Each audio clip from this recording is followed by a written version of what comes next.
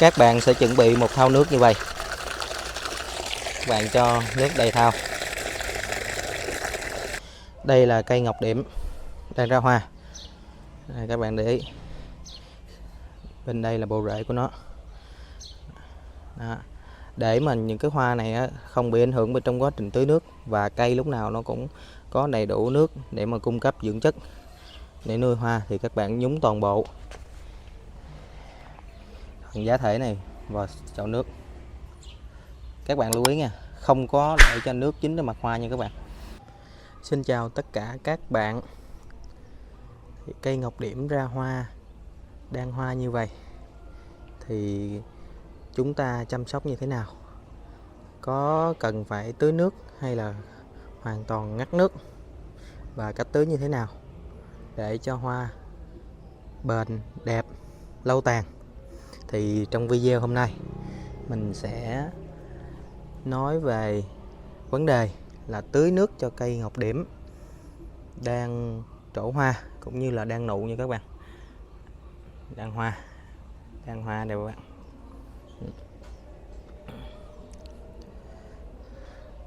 Thì như các bạn đã biết, cây ngọc điểm hay còn gọi là cây nghinh xuân, đai châu, thì mỗi năm nó sẽ ra hoa một lần vào dịp mùa xuân.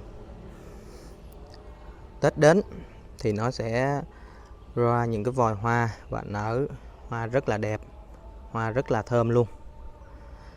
Thì trước khi mà nó ra hoa đó thì các bác lưu ý phải nhớ bổ sung thêm kali cho cây để cho vòi hoa được dài, thơm và đẹp. Kèm theo đó là sẽ không bị cái hiện tượng vàng lá chân nha các bạn. Và cái việc tưới nước cho hoa hay không vào thời điểm mà đã có hoa rồi thì mình xin trả lời cho câu hỏi này. Đó là mình không những tưới nước mà mình phải tưới nước rất là đầy đủ nha các bạn. Tại vì khi mà cây ra hoa như vậy đó, thì nó sẽ lấy rất là nhiều chất dinh dưỡng của cây, đòi hỏi mình phải tưới nước để cho cây vận chuyển được nước, vận chuyển được chất dinh dưỡng lên để mà nuôi thân lá, nuôi hoa. Mình mà không tưới nước đầy đủ thì cây rất là dễ bị mất sức nha các bạn, và sẽ có cái hiện tượng là vàng lá chân. Tại vì hoa ngọc điểm nó ra thì nó sẽ tốn rất nhiều kali, và kali là cái chất gọi là vận chuyển nước trong cây đó. Và kali nó đã ít rồi, mà cái lượng nước tưới của mình nó ít nữa thì dẫn đến cái cây nó sẽ bị suy kiệt là điều chắc chắn. Các bạn xem mặt hoa rất đẹp, rất thơm luôn. Chính vì vậy cái việc mà tưới nước đầy đủ cho cây ngọc điểm mà khi mà đang ra hoa là một điều vô cùng cần thiết, và mình bắt buộc mình phải làm nha các bạn. Mình không làm thì cây sẽ suy. Rồi tưới nước như thế nào là đúng cách? Thì mình xin chia sẻ với các bạn là các bạn không được tưới nước trực tiếp lên những cái cánh hoa này nha các bạn. Mình chỉ dùng gọi là nước mình tưới vào bộ phận gốc thôi, thân lá đó, tưới khu vực này, giá thể này, để cho cây nó hấp thụ nước, nó đưa lên cây. Không bao giờ các bạn được tưới trực tiếp lên cái mặt hoa như vậy. Tại vì khi mà các bạn tưới lên như vậy thì hoa nó rất là mau tàn và nó rất là dễ bị vàng úa, bị héo đi. Ngọc điểm một năm nó ra hoa được có một lần vào dịp Tết đến xuân về, mà mình làm cho cái cây mình khi mình tưới nước mình vô tình làm cho cây nó bị tàn cái hoa nhanh chóng thì nó rất là uổng nha. Nên các bạn tuyệt đối là không được tưới nước trực tiếp lên hoa. Và đặc biệt là khi mà các bạn có bón những cái gọi là phân bón lá đó, ngay cái thời điểm mà ví dụ nhú cái vòi hoa như vậy thôi đó, mà các bạn tưới mà phân bón lá mà dính vô những cái này, đó, dính vô những cái hoa này thì nó cũng làm cho cái hoa nó bị thui rột và từ từ nó sẽ bị héo hết nha các bạn. Nước và phân bón lá thì tuyệt đối không được xịt lên hoa. Mình phải chăm rất là cẩn thận. Nếu các bạn mà muốn cho hoa đó mà đẹp thì các bạn một cách rất là dễ dàng, đó là các bạn hãy nhúng toàn bộ cái chậu này, cái giá thể này vào trong nước, xong rồi các bạn lấy lên, là ok nhất.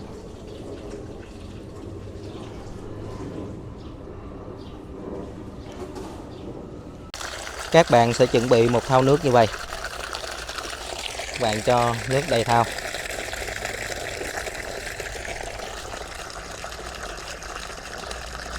Đây là cây ngọc điểm đang ra hoa. Đây, các bạn để ý, bên đây là bộ rễ của nó. Đó. Để mà những cái hoa này không bị ảnh hưởng bên trong quá trình tưới nước, và cây lúc nào nó cũng có đầy đủ nước để mà cung cấp dưỡng chất để nuôi hoa, thì các bạn nhúng toàn bộ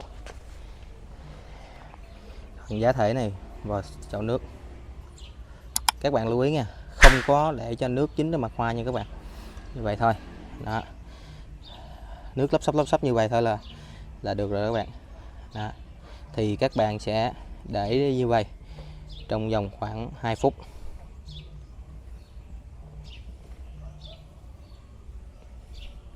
Đó, khi đó thì những cái rễ cây trong cái chậu của mình nó sẽ lấy được nước một cách trực tiếp nhất, và chúng ta sẽ không sợ là cây bị mất nước, cũng như là không sợ những cái cánh hoa nó bị nước bám vào và sẽ làm ảnh hưởng đến cái mặt hoa cũng như là cái thời gian tồn tại của hoa. Các bạn cứ làm như vậy tuần tự trên những cái cây của mình.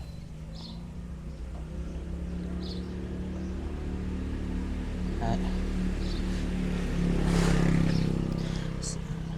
Sau đó thì các bạn treo về chỗ cũ.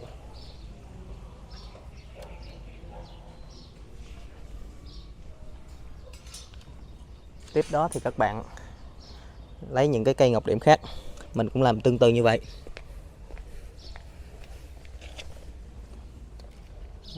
Đó. Đây. Các bạn cứ ngâm đi, cứ ngâm trong nước khoảng 2 phút. Chú ý cái vòi hoa không cho tiếp xúc với nước. Đó. Và những cái rễ này nè các bạn, những cái rễ mà của bên ngoài nè. Đó. Mình cứ ngâm thẳng vô nước luôn. Trong khoảng thời gian ngắn thì các bạn sẽ không có sợ vấn đề gì hết.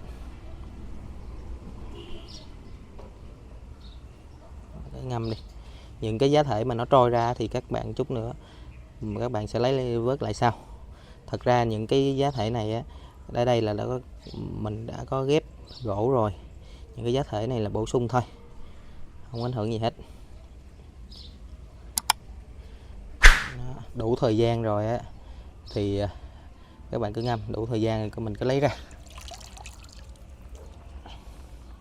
xong rồi mình vớt cái giá thể dư ra cho lên tiếp.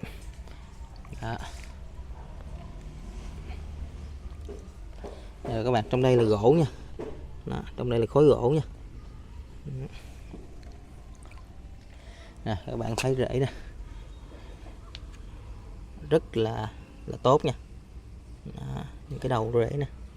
Đó, những cái đầu non nè, nó vươn ra để nó hút nước đó. Nói chung là mình hạn chế tới mức tối đa. Cây đang ra hoa mà các bạn xịt nước vào.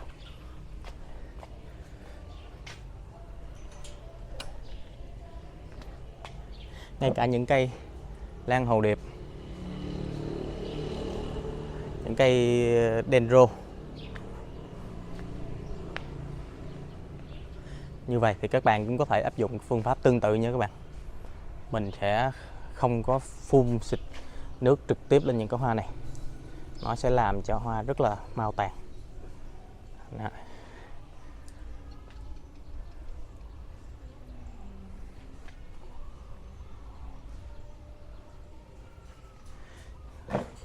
tất cả các loại hoa luôn các bạn. Đây Castagna nè. Đó, mình cũng phải làm tương tự như vậy. Các bạn có thể ngâm hoặc là tưới dưới gốc thôi nha, dùng bình xịt tưới dưới gốc hoặc là ngâm giống như mình. Đó, tuyệt đối không được tưới lên mặt hoa này. Các bạn thấy hoa rất đẹp, rất thơm.